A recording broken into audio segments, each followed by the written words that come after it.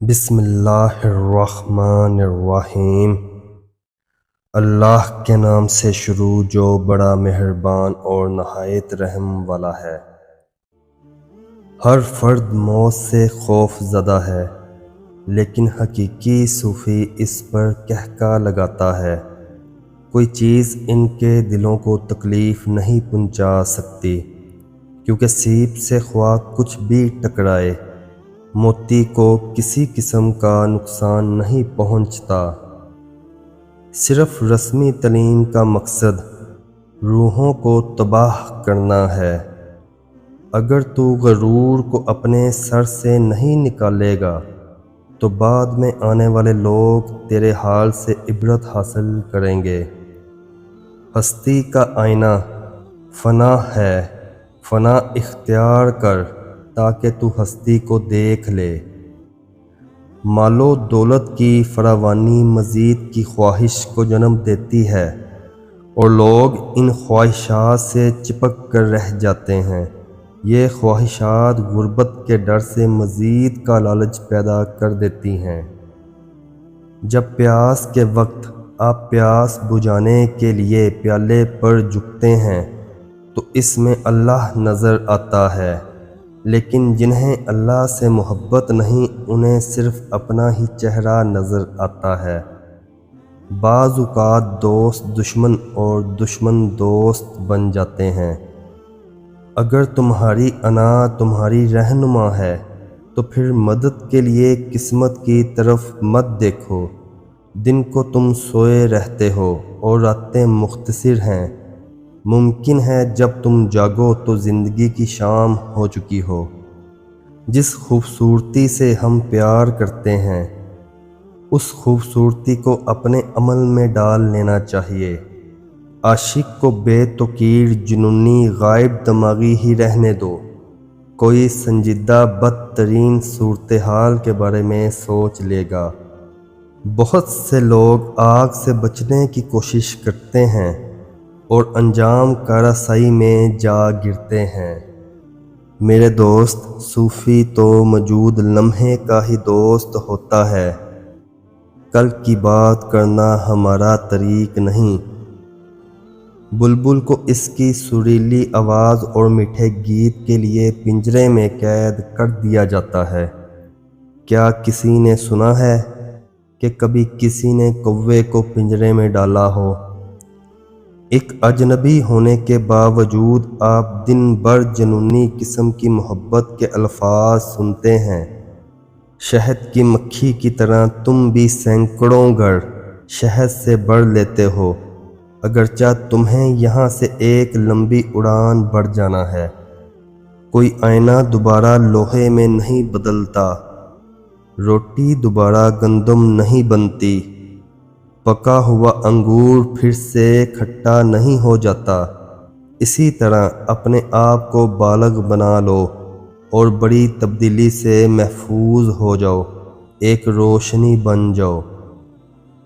صرف دل سے ہی تم آسمان کو چھو سکتے ہو۔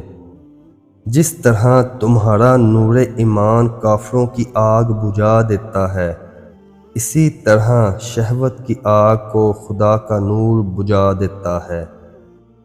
دنیا دار لوگ اپنے گریبان میں نہیں جھانکتے، اس لیے دوسروں پر تہمت لگاتے ہیں۔ اچھا بولنے کے لیے پہلے اچھا سننا ضروری ہے۔ ایک انسان کو پہلے سننا چاہیے اور اسی سے بولنے کا فن سیکھنا چاہیے۔ کھانے کے ایک لقمے میں ایک بال یا ریت کا ذرہ آ جائے تو پورا نوالا پھینک دیا جاتا ہے۔ پھر تمہاری روح کیسے آلودہ غذا برداشت کر سکتی ہے؟ برائی دل کو تکلیف میں مبتلا کرتی ہے اور سچ سے فرحت بخش طمانینت حاصل ہوتی ہے۔ ذہین خود مختاری اور بچہ مٹھائی چاہتا ہے۔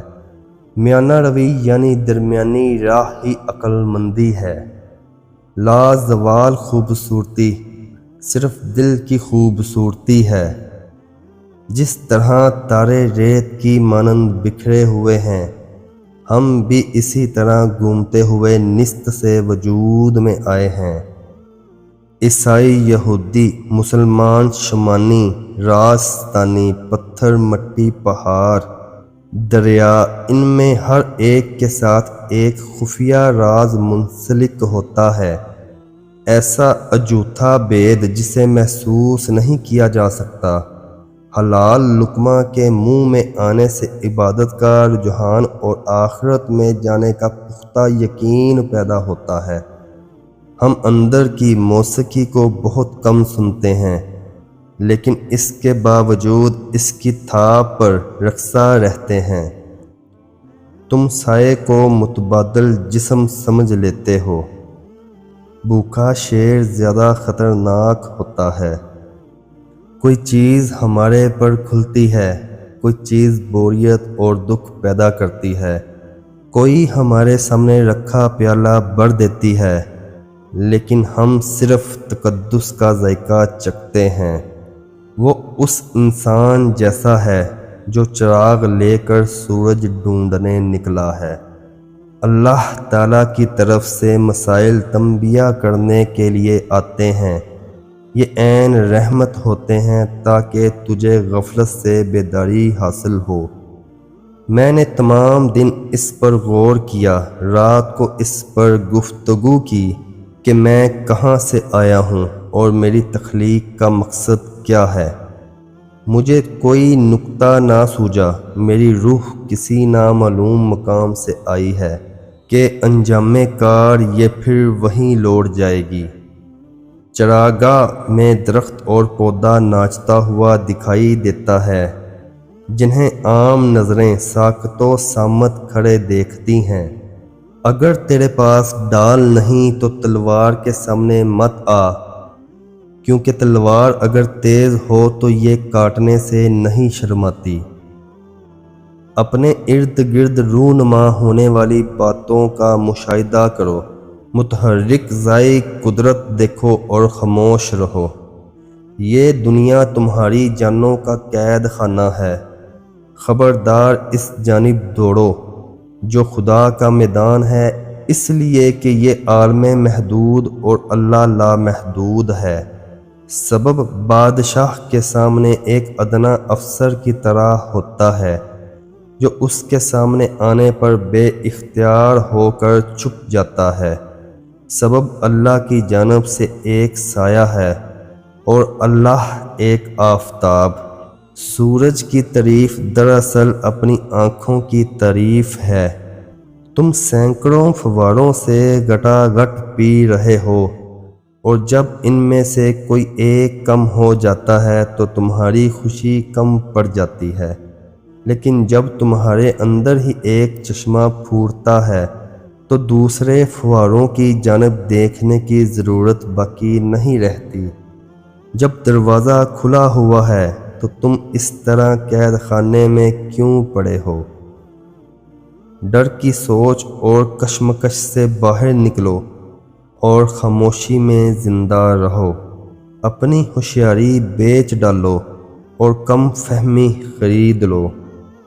میں ایک مدنی موت مرا، پھر ایک پودا بن گیا، پودا بن کر مرا اور ایک جانور کی صورت میں اٹھا، پھر جانور کی موت مرا اور انسان کے روپ میں جنم لیا۔ پھر مجھے کس چیز کا خوف ہے؟ موت نے مجھ میں کون سی کمی واقع کی ہے؟ کھڑا اور کھوٹا سونا بغیر کسوٹی پر پرکھے قابل اعتبار نہیں۔ ہو سکتا ہے اطمینان میرے دور جانے پر ہو، اور جب میں جا کر واپس لوٹوں گا تو اسے اپنے گھر میں پا لوں گا۔ ہم پیاسا ہونے اور پانی کی پکار کی جانب بڑھنے سے اپنے آپ کو روک نہیں سکتے۔